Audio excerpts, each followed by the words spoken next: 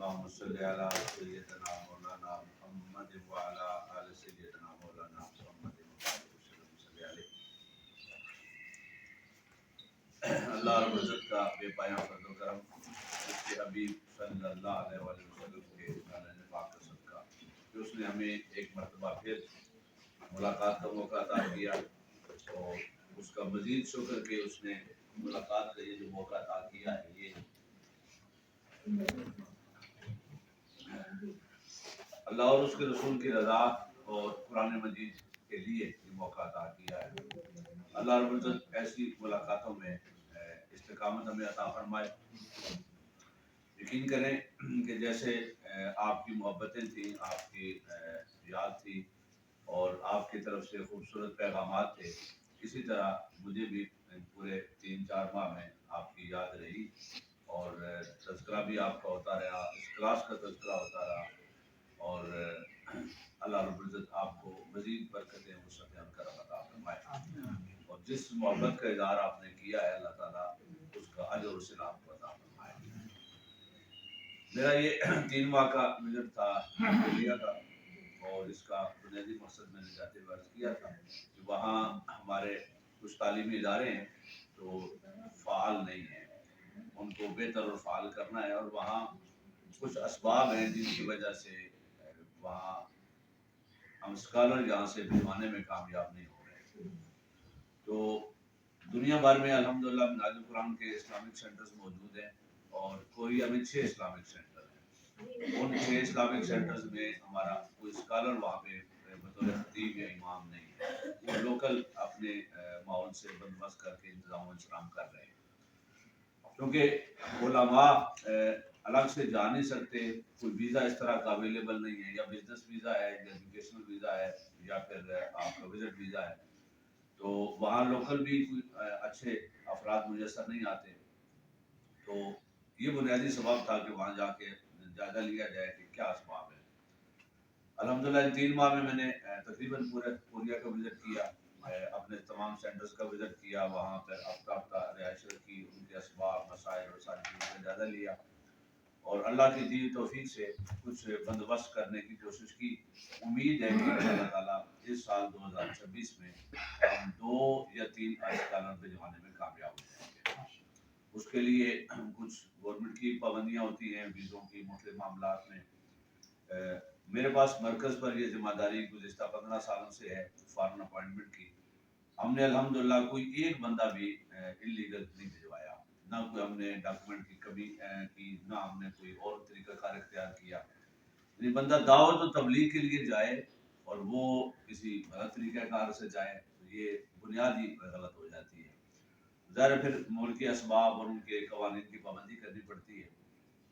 تو وہاں سب سے بڑا مسئلہ تھا کہ وہاں پر مسلمانوں کی جو اگلی نسل وہاں سیٹل ہو رہی ہے ان کی تعلیم و تربیت کا، یعنی ہم یہاں بیٹھے کسی اور ماحول میں ہیں، وہاں آپ پہنچتے ہیں تو پوری دنیا ڈیفرنٹ ہے۔ 15,000 یا اس سے زائد ہیں پاکستانی جو وہاں سیٹل ہیں، ان میں سے آپ سمجھ لیں کہ 10-15% نے اپنی فیملیز بھی بلائی ہوئی ہیں۔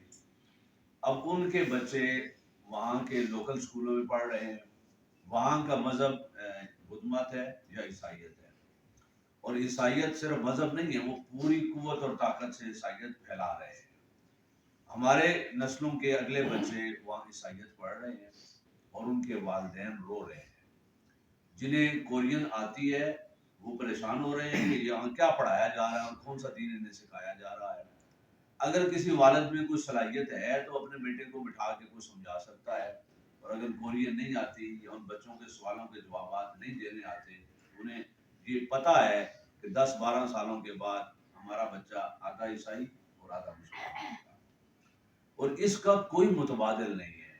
یعنی دعوت اسلامی کو اللہ برکت دے، جماعت اسلامی کو دے، ساری جماعتوں کو دے، جن کے سینٹرز ہیں کسی کا سکول نہیں ہے، کسی کی اکیڈمی نہیں ہے، کسی کا ایسا انسٹیٹیوٹ نہیں ہے جس میں اگلی نسلوں کو کورین میں بٹھا کے قرآن پاک، حدیث پاک، دین، اسلام، بنیادی تعلیمات سکھائی اور سمجھائی جائے، ان کے سوالوں کا جواب دیا جائے۔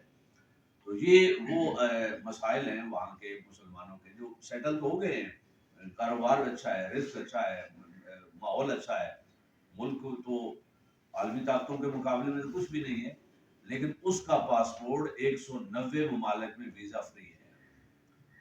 وہاں انہیں اتنا اخلاقی اعتبار سے، اتنا قانون ڈسپلن کے اعتبار سے ویل اسٹیبل ملک ہے کہ 190 ممالک نہیں پوچھتے بھئی یہ کس ملک سے آیا، کوریا سے آیا ہے، بغیر ویزے کے وہ انٹری ہے۔ تو وہ اس وجہ سے ہے کہ ان کا کرائم ریٹ 0 ہے، 0 پوائنٹ کچھ ہے۔ تو وہ اخلاق میں، باقی بہت سارے معاملات میں دنیا کی بہترین قوموں میں شامل ہے۔ کاروبار کے اعتبار سے دنیا کی 4-5 بڑی موٹر فیکٹریاں کمپنیاں ان کی ہیں، کیا وغیرہ یہ ساری کمپنیاں ان کی ہیں۔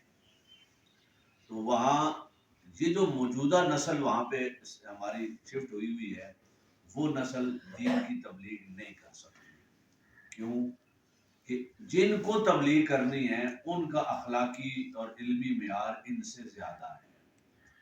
کمزور بندے کا دین کوئی نہیں اپناتا، جو دین علم عمل اخلاق کے اعتبار سے طاقتور ہو لوگ اسی کے قریب جاتے ہیں۔ وہاں اگر اسلام کی اشاعت ہو سکتی ہے تو اگلی نسلوں کے ذریعے ہو سکتی ہے، جو اخلاق ان سے سیکھیں اور ایمان اپنے دینی اداروں سے سیکھیں، اور سیکھنے کے بعد وہ اس معاشرے میں معقول کردار ادا کر سکتے ہیں۔ باوجود یورپ سے ایشیا کے ممالک ہمارے بنیادی قرآن کے اعتبار سے بہت پیچھے ہیں۔ ہانگ کانگ میں تو بہت بہتر سیٹ اپ ہے، ملائیشیا میں اچھا ہے، لیکن یہاں کوریا وغیرہ میں ہمارا سیٹ اپ تھوڑا کمزور بھی ہے، اور کوئی بہتر تعلیمی ادارہ بھی ہمارے پاس نہیں ہے۔ تو یہ سارے اسباب تھے جن کو دیکھ کر پھر کیوں نئی بندے جا رہے یا سیٹل ہو رہے، اس کو ہم دیکھا، وہ ہمارے کچھ انٹرنل معاملات تھے ان کو دیکھا، میٹنگ اجلاس قرآن وغیرہ، الغرض 2-3 ذرائع اختیار کیے، اور ذرائع اختیار کرنے کے بعد امید ہے کہ ہم اس سال 2 سے 3 احباب کو بھجوانے میں کامیاب ہو جائیں گے۔ یہ فرد نہیں ہوں گے، یہ اللہ کرے جائیں اور وہیں سیٹل ہو جائیں، وہیں رہائش رکھیں۔ یہ علماء اب کاروبار نہیں کر سکتے، یا جو کاروبار کرنے کے لیے ایک براٹ اپ چاہیے ہوتا ہے، مائنڈ سیٹ چاہیے ہوتا ہے، یا مزاج چاہیے ہوتا ہے، یا صلاحیت چاہیے ہوتی ہے۔ یہ وہاں جا کے کیا کاروبار کریں گے؟ کوئی ادارہ کھول لیں گے، اکیڈمی بنا لیں گے، اسکول بنا لیں گے، ان کی اگلی نسلوں کو پڑھائیں گے۔ چند لوگ سٹیبل ہو گئے تو ان کی اگلی نسلوں کی ایک بڑی تعداد دین بھی سیکھ سکے گی، سمجھ سکے گی، اور بہتر خدمات انجام دے سکے گی۔ تو اللہ رب العزت ہے ان تمام لوگوں کو جو بیرونی دنیا میں وہ ایسے معاشرے میں اسلام کی خدمت اپنی استطاعت کے مطابق کر رہے ہیں، اللہ تعالیٰ ان سب کو کامیابی عطا فرمائے۔ میں بس چھوٹا سا واقعہ سنا رہا ہوں وہاں کے ماحول کا، امن و امان کا، اور وہ پاسپورٹ 190 ملکوں میں فری کیوں ہے۔ رات کو 11-11:30 بجے کا ٹائم تھا۔ پروفیسر ذیشان صاحب ہمارے ساتھی ہیں، ان سے ہم ملنے کے لیے گئے، 2 ساتھی میرے ساتھ، پروفیسر ڈاکٹر رضا صاحب تھے اور میں تھا۔ تو رات 11:30 بجے انہوں نے بلایا، تو تقریباً 90% قوم فلیٹس میں رہتی ہے، اور وہ سارے ملٹی سٹوری بلڈنگ میں فلیٹس ہے، ایک ایک کمرے کا 2-2 3-3 کمرے کا اپنی گنجائش کے مطابق فلیٹس کو لیتے ہیں۔ ان کی فیملی ساتھ تھی تو انہوں نے کہا کہ باہر بیٹھ کے مل لیتے ہیں، تو ہم فلیٹس کے درمیان ایک پارک تھا چھوٹا سا، اس میں بیٹھ کے بات چیت کر رہے تھے۔ کوئی 10 منٹ گزرے تو ایک سکورٹی کا بندہ آیا، اس نے ہمیں غور سے دیکھا، چلا گیا۔ دوسرا آیا، تیسرا آیا، اس کے بعد ایک سینئر آدمی آیا، اور وہ ایسے سمجھ لیں گے جیسے یہ دوسری لائن پیچھے بیٹھی ہے اور میں یہاں کھڑا ہوں۔ اتنے فاصلے سے کھڑے ہو کر اس نے آرام سے پوچھا، آپ تینوں میں سے کسی کو کورین آتی ہے؟ ایک نے کہا جی۔ اس نے آرام سے اس سے کہا کہ فلیٹس ہیں، رات 11:30 کا ٹائم ہے، لوگ آرام کر رہے ہیں، آپ لوکیشن کا جگہ اپنی تبدیل کر لیں۔ تو ہم اٹھے اور جگہ ہم نے تبدیل کر لی۔ میں نے تھوڑی دیر سوچا کہ اگر یہ پاکستان ہوتا اور ہم کوئی ایسی کر رہے ہوتے تو کسی کے لیے ڈسٹربنس ہوتی، تو پولیس آتی، کس طرح آتی، کیسی عزت کے ساتھ ہم نے اٹھاتی، اور کیا اس میں کیا ہوتی۔ یعنی پولیس اتنے فاصلے پہ کھڑے ہو کر 3 بندے پہلے دیکھ کے انہوں نے کچھ نہیں کہا، سینئر کو بھجوایا، اور اس نے اتنے ادب سے اور ڈر کے پوچھا، بھائی آپ بہتر ہے کہ جگہ تبدیل کر لیں، جہاں آپ کی گفتگو سے لوگ ڈسٹرب ہوں گے۔ یعنی یہ معاشرے میں اخلاقی معیار، اور یہ ان کے اداروں کے لوگوں کی سروس، جو اپنے آپ کو معاشرے اپنا قوم کا غلام یا خادم سمجھے، تو یہ قومیں اسی طرح ترقی کرتی ہیں۔ وہاں عجیب صورتحال دیکھی کہ 8 بجے کا ٹائم کا مطلب 8 نہیں ہے، 7:30 ہے، اور 5 بجے کا مطلب 5 نہیں 6 ہے۔ آدھا گھنٹہ پہلے ڈیوٹی پر پہنچنا ہے اور گھنٹہ 1.5 گھنٹہ بعد آنا ہے۔ چھٹی کا کوئی کنسیپٹ ہی نہیں ہے، یعنی کوئی بندہ چھٹی کرے بغیر کسی وجہ کے، انتہائی کو مجبوری کے باعث۔ اور ادارے فیکٹریوں میں پورے بندے رکھے ہوئے، ایسا نہیں ہے کوئی 2-4 اسپیئر رکھے ہوئے ہیں، کوئی چھٹی پہ گیا ہے تو ہم نے متبادل دوسرے کو لگا دیا ہے۔ پوری قوم 5 دن ٹکا کے کام کرتی ہے، 8 سے 10 گھنٹے، 2 دن چھٹی کرتے ہیں ہفتہ اتوار کو۔ تو آگے تو کوریا میں اپنا میں نے فیل کیا کہ وہ قوم، انہوں نے غالباً 53 میں ان کی وار ہوئی ہے، اس کے بعد انہوں نے اپنے آپ کو اسٹیبل کیا، اور اتنا اسٹیبل کیا کہ 190 ملکوں میں ان کا پاسپورٹ ایکسیپٹ ہوتا ہے۔ ان کے معیشت ممکن ہے ایک کمپنی کی ان کی سالانہ انکم ہمارے ملک کی انکم کے بھی سے زیادہ ہوگی۔ سب سے بڑا کاروبار وہاں پر ایکسپورٹ کا ہے، اور وہ گاڑیاں ایک خاص ماڈل تک وہ رکھتے ہیں، اس کے بعد وہ پابندی لگا دیتے ہیں، وہ ایکسپورٹ کر دیتے ہیں۔ تو یعنی پوری قوم بحیثیت کام کرنے کے اعتبار سے بہترین ورکر ہیں، بہترین کام کرتے ہیں، اور اخلاقی معیار الحمدللہ چلتے پھرتے جو پورے یورپ میں ہے کہ امن امان و سلامتی ان کا اس سے کہیں زیادہ ہے۔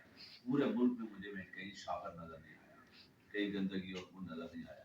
یعنی آپ حیران ہوں گے کہ گھروں کے اندر کوڑا پھینکنے کے لیے 4 طرح کے شاور دیے جاتے ہیں۔ یعنی آپ نے ویسٹ کو ایسا کرنا ہے جس میں کھانا یا چھلکے یا فروٹ کوئی چیز شامل ہے، اس کا ویسٹ وہ الگ آپ نے پیک کرنا ہے، وہ کھاد کے لیے استعمال کریں گے۔ گتا وغیرہ کاغذ وہ آپ اپنے الگ پیک کرنا ہے۔ چائے کی پتی پابندی ہے کہ وہ سنک میں نہیں ڈال سکتے، وہ جس بھی طریقے سے آپ شاور میں رکھیں گے وہ الگ پیک کریں گے۔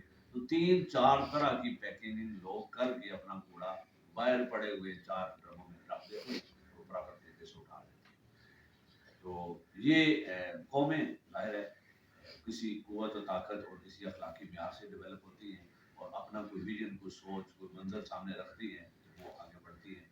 تو میں نے دیکھا کہ وہاں بہت سے پہلوؤں سے وہ ہم سے آگے ہیں۔ میں نے 1-2 نشستوں میں ان سے کہا اپنے ساتھیوں سے کہ اگر آپ آرزو کریں کہ اللہ رب العزت آپ کو ایک شخص کو کلمہ پڑھانے کی توفیق دے دیں، آپ سینکڑوں ہزاروں جو آئے ہوئے ہیں اپنی زندگی میں اگر ایک کو اور کلمہ پڑھا جائیں تو شاید یہ شمع قیامت تک کے لیے آپ کے لیے پینشن بن جائے، آپ کی بخشش کا ذریعہ بن جائے۔ لیکن میں نے کہا یاد رکھیں کہ اس کام کے لیے ہمیں اپنا اخلاقی معیار کم از کم ان کے برابر جب بہتر دینا پڑے گا تو وہ بات سنیں گے۔ شاید اللہ نے میری وہ کلمہ سن لیا، قبول کر لیا۔ تو میری اپنی ایفرٹ تو کوئی نہیں تھی۔ ایک صاحب ایک کورین تھے، سینٹر میں آئے کلمہ پڑھنے کے لیے، آج خود ہی مجھے کلمہ پڑھانے کا شرف مل گیا۔ اللہ اکبر، یا رسول اللہ۔ اللہ تعالیٰ نے مجھے ایمان کا نور عطا فرمایا۔